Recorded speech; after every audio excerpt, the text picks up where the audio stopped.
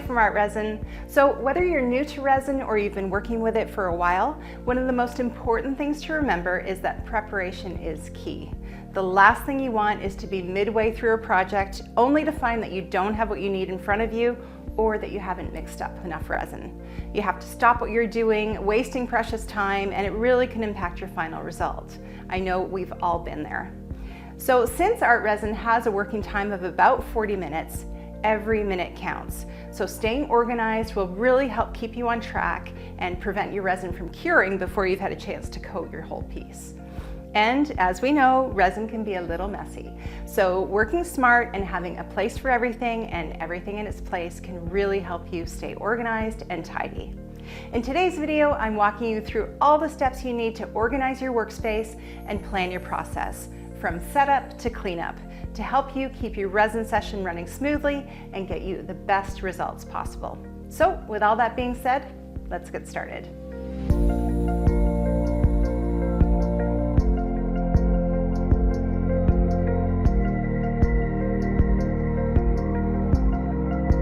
So the first step when working with resin is to plan your process out, before, during, and after your project. So let's start with your workspace. Now the size of your project or the number of projects you're working on is really going to determine how much space you need. The next thing to consider is temperature. If you're working in a basement or a garage, is the temperature going to stay consistent or is it going to drop at night? Resin cures best in warm, dry conditions, so above 75 Fahrenheit or 24 Celsius. So it's really important to factor this in. Next, make sure your artwork is ready to go. It should be completely dry, and if it's been mounted to a panel or sealed, make sure you've given the adhesive or the sealant time to dry as well. Tape off the back and sides if you need to, mount it onto stands, and make sure it's completely level. All of this should be done before you even open the resin and hardener bottles. Now, what about tools? Make sure you have everything you need laid out in front of you, and it's a good idea to keep what you may need more of, like gloves, paper towel, and wipes, within arm's reach. Now, I'm actually going to go into more detail about tools in just a little bit. Now, if you're working with colorants, have your color palette already picked out because you don't want to be wasting time choosing colors while your resin is waiting. Speaking of resin, the most important part of all of this, do you know how much resin you'll need? If not, ArtResin has a handy online calculator at artresin.com/calculator. All you have to do is enter the dimensions of your piece or the diameter if it's a circular piece, and the calculator will let you know exactly how much resin to mix and which kit you'll need. Now, if you're working with molds, there's an easy way to determine how much resin you'll need for these too. You can pour water right into the mold and then transfer it to a measuring cup. But make sure you do this at least the day before you plan to resin to give your molds a chance to air dry. Now, if you're running short on time, you can also use rice. Either way works well. Now, let's talk about water baths. If your resin is cold or your resin room is cold, it's a good idea to warm your resin in a warm water bath. I also like warming my resin if I'm pouring into molds because warming the resin thins it out, which means you'll have far less bubbles to deal with. So what you want to do is place your resin and hardener bottles tightly capped in a warm water bath for about 15 to 20 minutes. I like to use a tall, thin container like this because it prevents the bottles from tipping over. And you'll also want to make sure you've got a paper towel or a dry cloth to wipe those bottles dry before you open them. Finally, have a plan for curing your resin pieces. If they can't stay undisturbed for at least 24 hours on your work surface, then pick a spot that you can move them to afterwards. Working on a tray is a game changer. It makes it so easy to lift up your projects and carefully relocate them without disturbing the resin. Now, let's move on to the tabletop where we're going to be resining. You can absolutely make a small space work as long as you plan ahead and you stay organized. Of course, it needs to be big enough to fit the piece that you're going to be resining. The first step is to line your tabletop with plastic or another nonstick surface. A vinyl shower curtain is a really great, inexpensive option. Now, I know this might be a controversial take and silicone is super popular, but I am not actually a fan of using silicone mats or tools.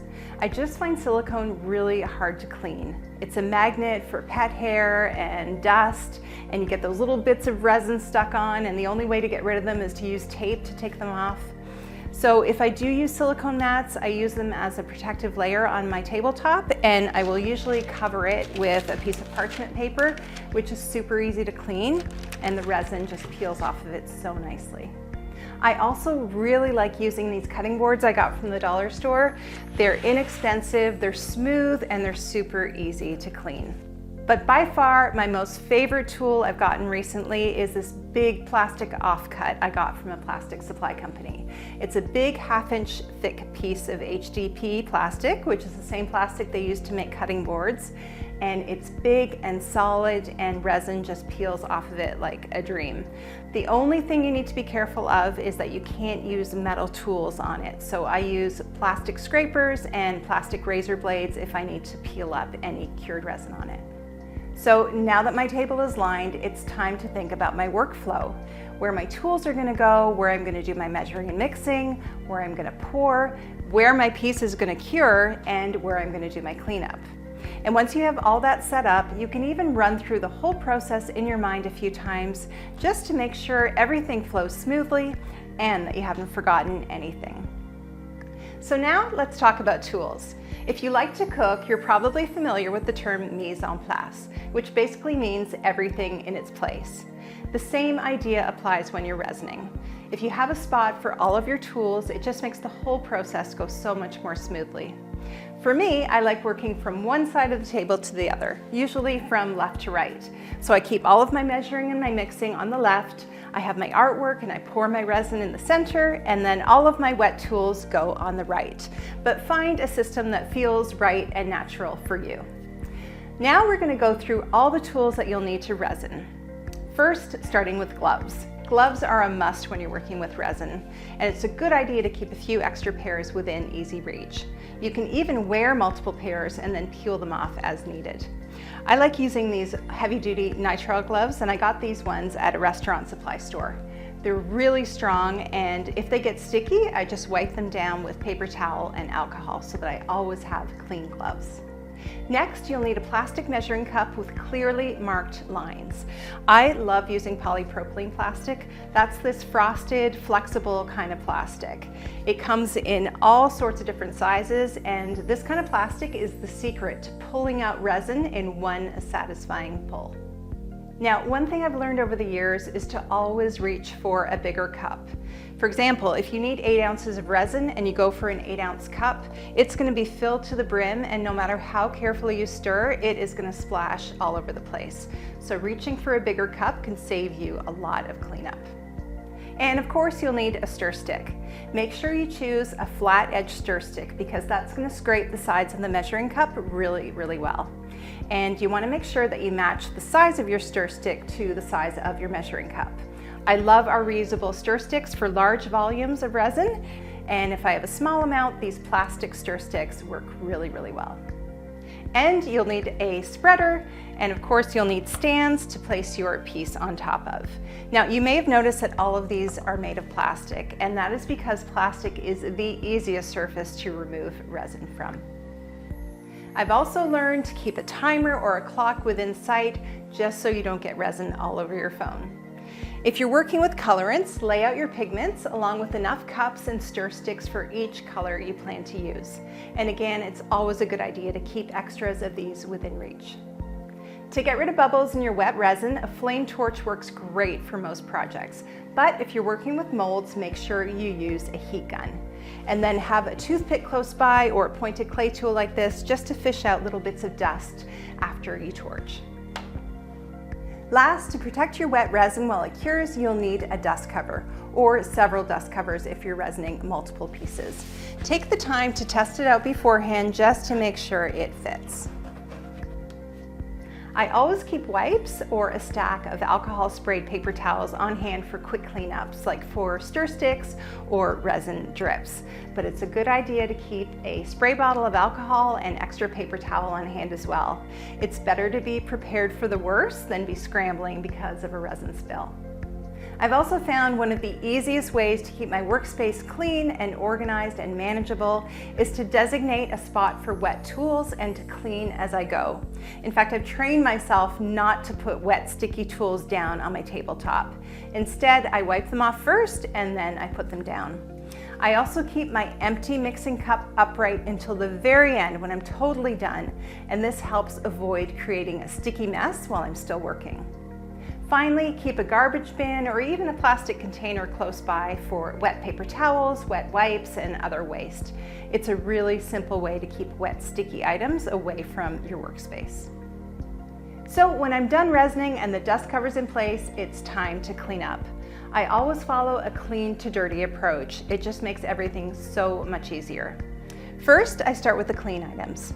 I put away my box of gloves, my resin bottles, my colorants, and tools like the level and the torch.